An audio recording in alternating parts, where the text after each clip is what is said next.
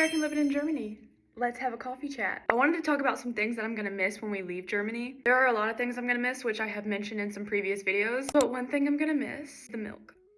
I can't tell you how many pastures I drive by where the cows are just chilling, having a grand old time, and that shows in the milk.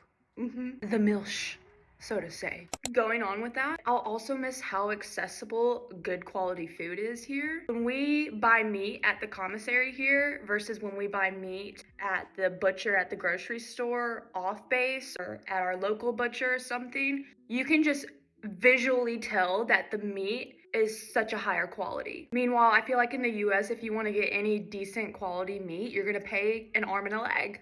Literally. If I worked on the German economy, I would really appreciate this as an employee, but they take their holidays seriously here. As they should. We love to see a work-life balance. Like, there's a restaurant by my house where they've already announced that like the month of July, they're just gonna be closed because summer vacation. The US could never. At least where I'm at, there's a lot more biodiversity with the plants and flowers and everything in everyone's yard. I've never seen so many fruit trees in my life, and then so many just different variety of flowers in people's yard. Like here, it is not normal just to have grass and bushes. And I'll say I come from Georgia back in the US. Since moving here, I feel like the pollen in the springtime is a lot less here. Like when I lived in Georgia, the pollen was so bad that the roads, cars, houses, everything was yellow. Insane amount of pollen. Here it is, I mean, you get a little bit of pollen, obviously, but not like that. I say this all the time, but how much more accessible it is to travel here, whether driving, train,